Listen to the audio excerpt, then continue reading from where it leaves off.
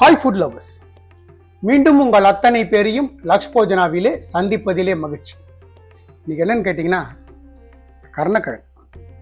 கருணக்கிழங்கை வச்சு ஒரு ஆந்திரா டிஷ்ஷு. ஆந்திராவில் கந்தட்டுன்னு பண்ணுவாங்க. இந்த சேனக்கிழங்கை இந்த மாதிரி கிளிப்ஸாக கட் பண்ணிவிட்டு அது கூட சில பொருள்கள் சேர்த்து இடித்து அதுக்கப்புறம் அதை அடை மாதிரி தட்டி எடுப்பாங்க. கிறிஸ்பியாக வரும். சாதத்தை கூட தொட்டு சாப்பிட்றதுக்கு ஃபென்டாஸ்டிக்காக இருக்கும் இல்லையா? வெறும் வாய்க்கு கூட ரொம்ப நல்லா இருக்கும் கிறிஸ்பியாக. வாங்க சேனக்கிழங்கை வச்சு ஒரு கிறிஸ்பி ரோஸ்ட் எப்படி செய்யுதுன்னு பார்க்கலாம்.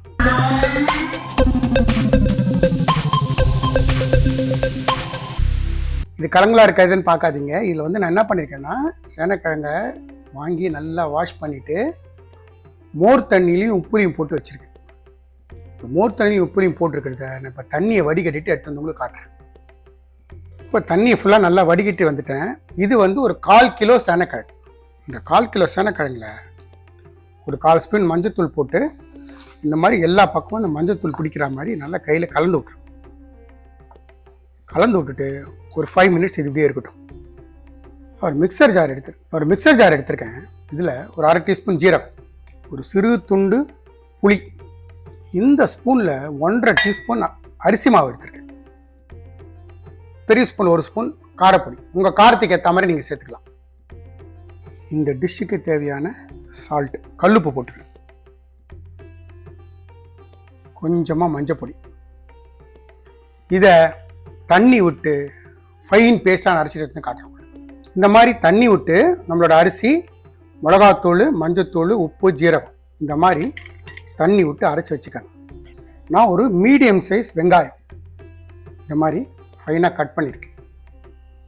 என்ன பண்ணலாம், இந்த சேனகை இருக்குல்ல, இதை கொஞ்சமாக இதில் சேர்த்துக்கோங்க.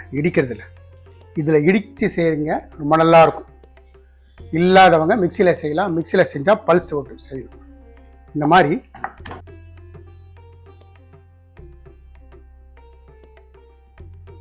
கொஞ்சமாக போட்டு, இல்லை உங்கள்கிட்ட பெரிய கல்லாக இருந்ததுன்னா ஒரே நேரத்தில் போட்டு கூட இடிக்கலாம்.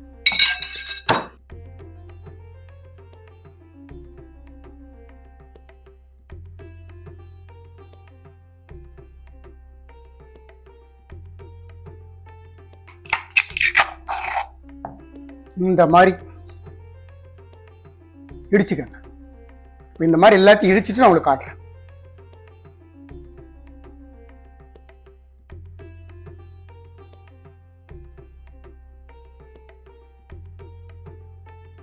இந்த மாதிரி இதை இடிச்சுக்கணும். இடித்து ஒரு போலு போட்டுக்கலாம். போட்டுட்டு நம்ம இந்த அரைச்ச பேஸ்ட்டை சேர்த்துருக்கேன். மிக்சியில் அரைச்ச பேஸ்ட்டையும் சேர்த்துருக்கேன். சேர்த்துட்டு எல்லாத்தையும் ஃபைன் மிக்ஸ் கொடுக்கணும்.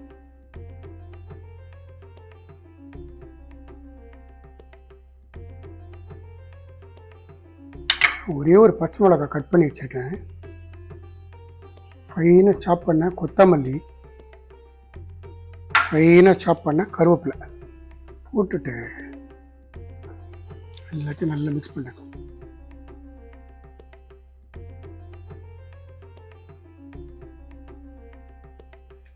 இந்த மாதிரி பண்ணிச்சு. நான் ஸ்லைட்டாக டேஸ்ட் பண்ணி பார்த்தேன். எனக்கு உப்பு தேவைப்படுது, உப்பு சேர்த்துக்கிறேன். அதே மாதிரி காரமும் தேவைப்படுது, 1 ஸ்பூன் காரம் சேர்த்துக்கிறேன். சின்ன ஸ்பூனில் ஒரு 1.5 டீஸ்பூன் காரம். இதை மறுபடியும் நல்லா மிக்ஸ் பண்ணிக்கிறேன்.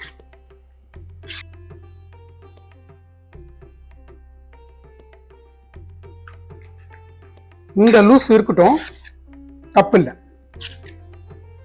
அப்படி ஒருவேளை நீங்கள் செய்யும்போது கொஞ்சம் தண்ணி ஜாஸ்தியாக போய் லூஸ் ஆகிடுச்சுன்னா ஒன்றும் பயப்பட வேண்டாம், 1 ஸ்பூன் அரிசி மாவு சேர்த்துக்கலாம். நான் இப்போ சேர்க்க போகிறது இல்லை, சரியா இருக்குது. இதை விட லூஸ் ஆகிடுச்சுன்னா சொல்கிறேன்.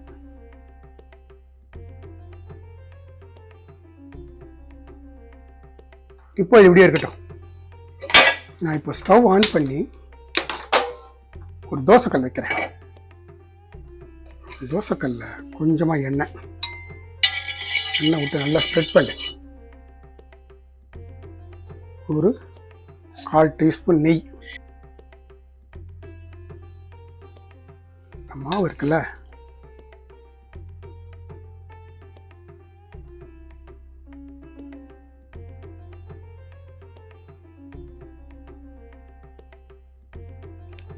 கொஞ்சம் மெலிசாவே தட்டுங்க, ரொம்ப மதியாக தட்ட வேண்டாம். ஒரு மூடி போட்டுருங்க. லோ ஃப்ளேமில் இது நல்லா வேகட்டும். வெந்து 2 பக்கமும் கோல்டன் ப்ரௌனில் கிறிஸ்பியாக வரும். அது வரைக்கும் வெயிட் பண்ணும். மூடியை திறந்துட்டு ஸ்லைட்டாக எட்ஜஸ் எடுத்து விடுங்க. ஸோ தட் அந்த எண்ணெய் வந்து உள்ளே போயிட்டோம்.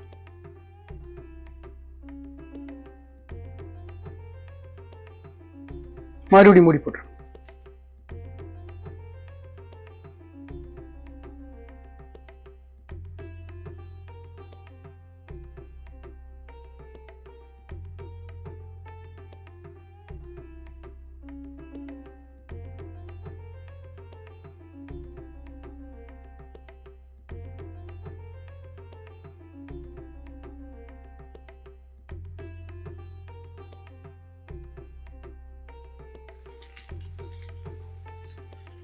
இப்போ மூடி போடாது.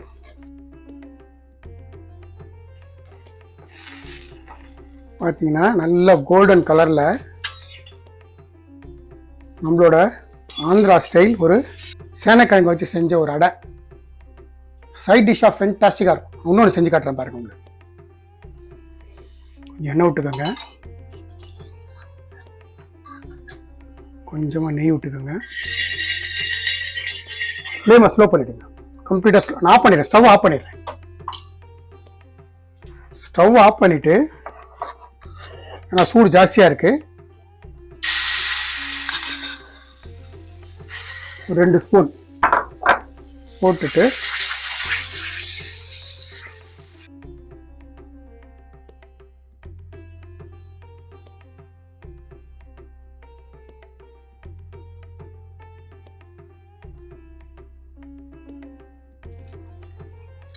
சைடில் ஃபுல்லாக எண்ணெய் விட்டுருங்க. மறுபடியும் ஸ்டவ் ஆன் பண்ணுறேன். ஃப்ளேமை லோ டு மீடியம் வச்சுக்கிறேன். மூடி போட்டுறேன். குக் ஆகட்டும். திறப்போம்.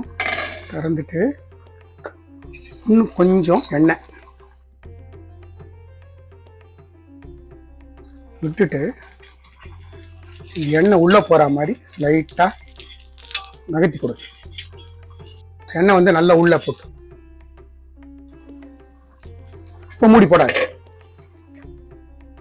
இந்த மாதிரி நல்லா வெந்ததுக்கப்புறம் இப்படி போடுறேன். பார்த்தீங்களா, ஜம்முன்னு கோல்டன் கலரில் கிறிஸ்பியாக இருக்கும். இந்த பக்கமும் கொஞ்சம் எண்ணெய்.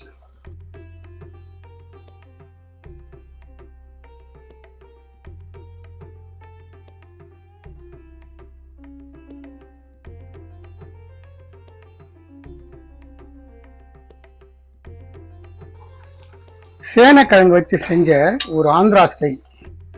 அவங்க இதை வந்து கந்தகட்டா அட்லுன்னு சொல்லி செய்வாங்க. ஃபென்டாஸ்டிக்காக இருக்கும். ரைஸ் ஐட்டத்துக்கு கூட சைட் டிஷ்ஷாக ஃபென்டாஸ்டிக்காக இருக்கும்.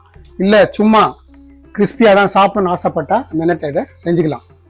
நம்மளோட சேனக்கிழங்கு ஃப்ரை தயார்.